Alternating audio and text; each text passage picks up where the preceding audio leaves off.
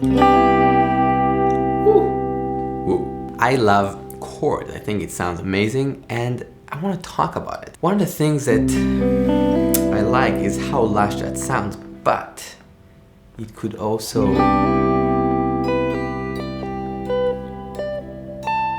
be even lusher.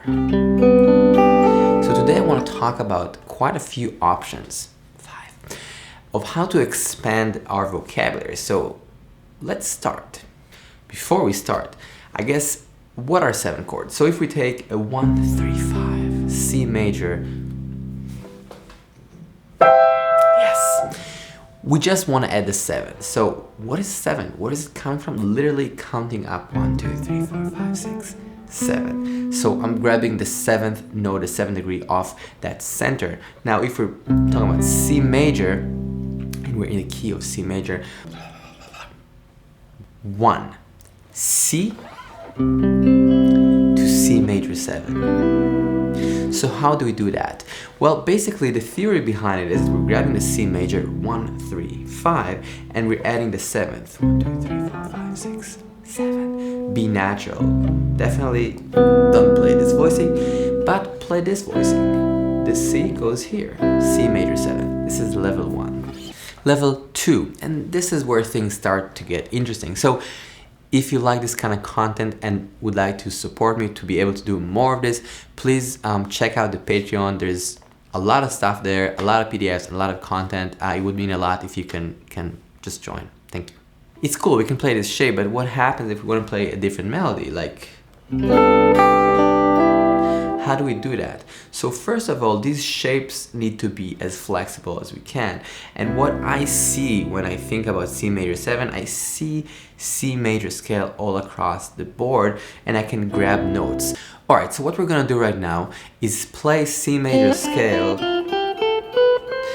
but with the chord C major and harmonize, and then we'll get the cool tensions and extensions. So check it out. C major, we can just let it be for now, just that's note C.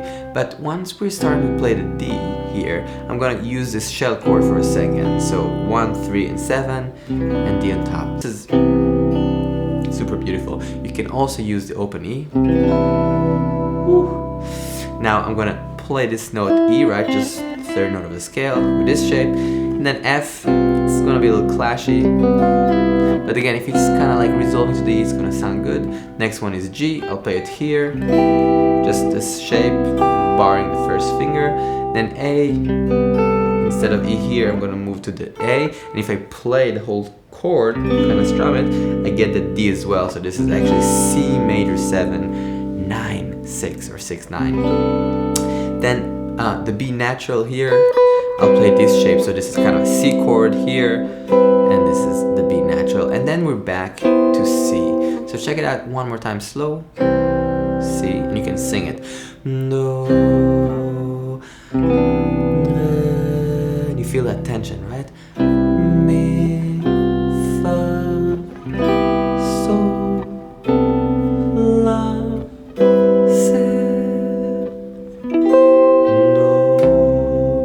Okay, so the reason this is important is because I'd like to be as free as I can to write, to explore, to express whenever I am doing things with music. And I think the framework of this is really, really helpful to create, because we can start seeing different notes around the fretboard and then we can create more.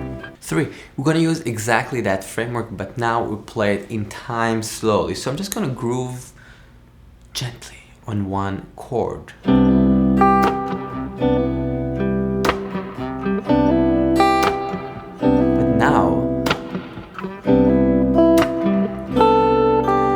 Grab notes around it.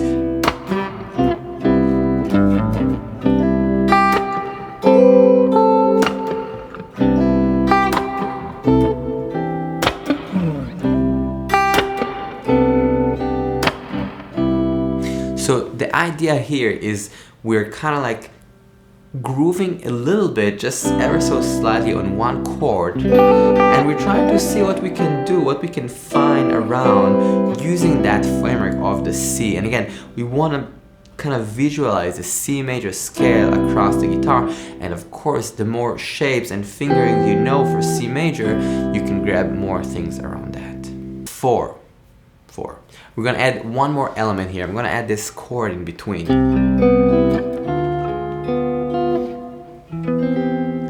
It's so nice. So the chord I'm adding is basically a B diminished inversion. So I'm playing B diminished over D. So it's just basically a diminished chord, kind of filling the gap a little bit. So we get this like little motion.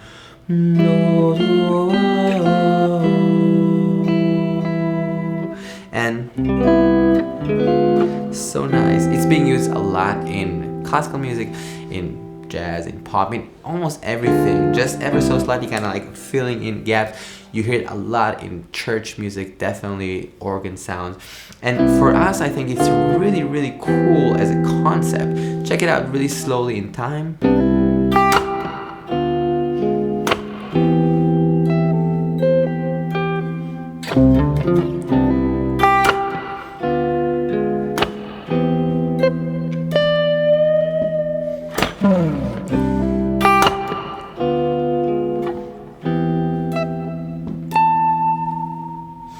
So I feel it's, you know, for me this has all been just a C major chord, but that feel gives us this motion, this melody, and do, re, mi, the bass that is changing, do, mi. That the inversion is really, really cool, to my opinion. Now we can also do that and kind of keep going with it. So check it out. C, D diminished, or again it's B diminished first inversion to C major 7 first inversion, PDF here if you need it, and then I'm continuing. So this is F diminished, but again I'm thinking about it as B diminished inverted to C major 7 over G. So what we can do is just play it and continue the process. So C major 7, then the diminished passing chord, C major 7 first inversion, passing chord, major 7, this is the second inversion, and then another passing chord, major 7, passing chord, major 7. So you get this kind of cool motion. And of course when you're soloing and messing around, maybe just like a little bit motion.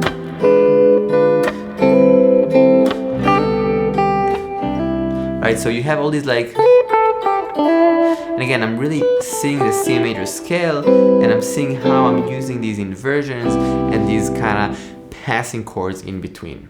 Level 5. What we're gonna do here is basically improvise slowly and in a little bit of a groove, and trying to grab notes from the C major scale and add these chords, but also add a diminish at times. So it could start really simple, like.